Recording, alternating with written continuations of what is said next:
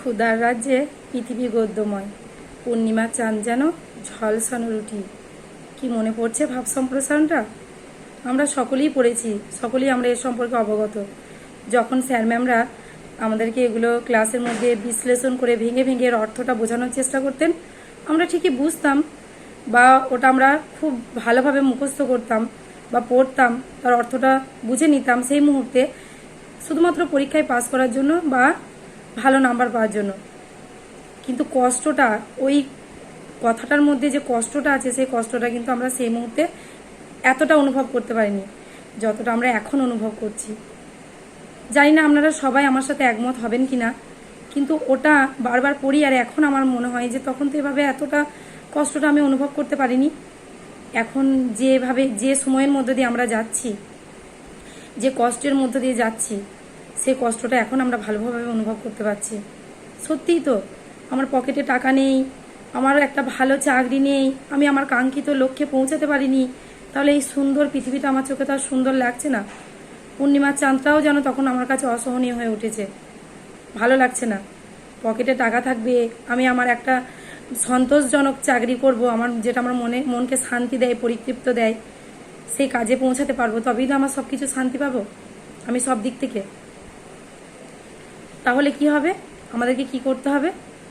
ঠিকই বলছি, আমাদেরকে সকলকে 24 তারিখ যে মহা আন্দোলনের ডাক দেওয়া হয়েছে, সেই আন্দোলনে আমাদের সকলকে দলে দলে যোগদান করতে হবে। একদম রাজপথ কাঁপাতে হবে। শুধুমাত্র আমাদের 22 স্টেটের গর্জন শুনতে পাবে যে আমরা বেকাররা এভাবে আমাদের 3টে বছর, শুধুমাত্র রেজাল্ট আউটের পর 3টে বছর পার হয়ে গেছে, আমরা এত কষ্টের মধ্যে আছি। তাহলে কিভাবে আপনারা বাড়িতে বসে থাকতে পারছেন এত কষ্ট চাপা দিয়ে? কেন আপনারা আন্দোলনে আসছেন না? সেখানে আমরা দেখি আমাদের প্রতিবন্ধী ভাই বোনেরা কিভাবে আন্দোলনে যোগদান করে। আপনার মনে হয় না যে আপনার যে বাবা মার যে শেষ সম্বলটুকু, জমিটা বিক্রি করে বা বন্ধক দিয়ে আপনাকে ডিএলএড ট্রেনিংটা করিয়েছে, যে আমার ছেলেটা বা মেয়েটা যখন বড় হয়ে যাবে, যখন কমপ্লিট হয়ে যাবে ট্রেনিংটা, সে যখন চাকরি পাবে, তখন আমরা এগুলো সব অভাবগুলো মিটিয়ে দেবে। আমার তখন মনে পড়বে না যে আমি আমার শেষ সম্বলটুকু রাখিনি? মনে পড়ে না সেই বাবা মার কষ্টটা? তাহলে কেন আপনি বাড়িতে বসে থাকেন? তার জন্য তো আপনাকে রাজপথে যেতে হবে, আপনার অধিকারটা ছিনিয়ে আনতে হবে। আমাদের কষ্ট হয় না যখন আমরা আমাদের বৃদ্ধ বাবা মার মাসে মাসে যে ওষুধটুকু লাগে, সেই ওষুধটুকু আপনি কিনে দিতে পারেন না বা আমি কিনে দিতে পারি না, শুধুমাত্র পকেটে টাকা নেই বলে? টিউশন পড়িয়ে কতটুকু করবেন? টিউশন পড়িয়ে অতটা পারবেন না আপনি বা আমিও পারি না। তাই ভাবুন সেই বাবা মার কষ্টটা। আচ্ছা, সেই কষ্টটাও ভাবুন যে স্বামীটা বিয়ের পর তার স্ত্রীটাকে শুধুমাত্র তার স্ত্রীর স্বপ্ন পূরণের জন্য এখন অবধি পড়িয়ে এসেছে, বিয়ের পর তার ট্রেনিং করিয়ে এসেছে, তাকে তার স্বপ্নের প্রতিটা মুহূর্তে প্রতিটা ধাপে তার সাথ দিয়েছে। সে তো একটা আশা করেছে যে আমার স্ত্রীটা একটা চাকরি পাবে, আমাদের জীবনযাপনটা সুন্দর হবে, আমার স্ত্রীর স্বপ্ন। তার হাতটা তো শক্ত করে আপনি ধরে বলতে পারবেন যে দেখো, তুমি আর চিন্তা করো না, সংসার নিয়ে আর ভেবো না, আমি আমার চাকরিটা পেয়েছি, তোমার কষ্ট আর অতটা কষ্ট তোমাকে করতে হবে না, তাই না? আপনি আমার স্ত্রীকে বাড়ি গিয়ে বলতে পারবেন যে আমরা আমাদের ছেলে মেয়ের জন্য ভালো একটা ভবিষ্যৎ তৈরি করতে পেরেছি, আমার চাকরিটা হয়ে গেছে, আমি আমার লক্ষ্যে পৌঁছাতে পেরেছি। সেই দিনগুলো ভাবুন এবং সেই দিনগুলো আপনি চোখের সামনে ভাসানোর চেষ্টা করুন, দিয়ে আপনি আন্দোলনে আসুন। আপনি একটা যখন সরকারি স্কুলের কোনো শিক্ষক বা শিক্ষিকা পদে আপনি হয়ে যাবেন, তখন আপনার পিছনে বা আপনার সামনে যারা সমালোচনা করছে, তারাই আপনাকে দেখবেন সব কাজে আগে ডাকবে। মিলিয়ে নেবেন, সব কাজে তারা আপনাকে আগে ডাকবে। সমাজে কোনো একটা অনুষ্ঠান হবে, সামাজিক অনুষ্ঠান, সেখানে চিফ গেস্ট হিসেবে আপনাকে ডাকবে।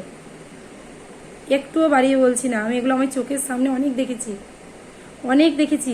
তাহলে সেটা যাতে হয়, আপনি যেন একটা সুখী জীবনযাপন করতে পারেন, আপনার মনের দিক থেকে যেন একটা শান্তি অনুভব করতে পারেন, আপনি যেন আপনার শেষ জীবনটা ছোট ছোট বাচ্চাদের সাথে কাটাতে পারেন কোনো একটা বিদ্যালয়ে, আপনি যেন আপনার সমাজকে কিছু দিয়ে যেতে পারেন, তার জন্য আপনাকে নিজের হকের লড়াইটা লড়তে হবে, নিজের অধিকারটা ছিনিয়ে আনতে হবে। সেটা বাড়িতে বসে হবে না, সেটা রাজপথে নামুন, রাজপথে গর্জন করুন, সরকারের দৃষ্টি আকর্ষণ করুন।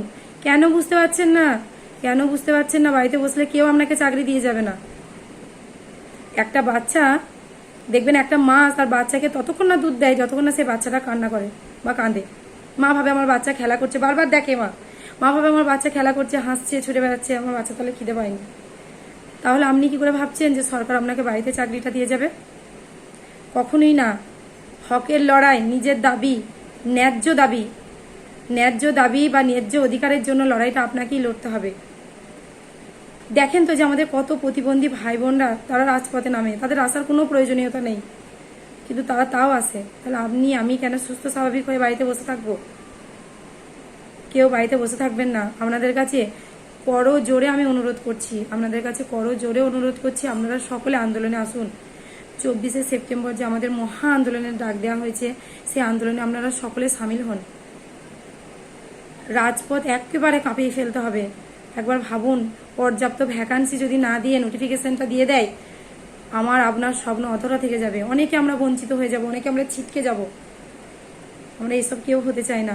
আমরা আমাদের লক্ষ্যে পৌঁছাতে চাই, আমাদের কাঙ্ক্ষিত লক্ষ্যে, আমাদের স্বপ্নটাকে আমরা ছুঁতে চাই, একটা সুস্থ জীবনযাপন করতে চাই। তার জন্য আমরা সকলে রাজপথে আসতে হবে। আপনারা সকলে প্লিজ বাড়িতে বসে থাকবেন না, আশেপাশে যারা আছে তাদেরকে নিয়ে রাজপথে নামুন এবং আমাদের আন্দোলনটাকে সাফল্য করে তুলুন। ধন্যবাদ।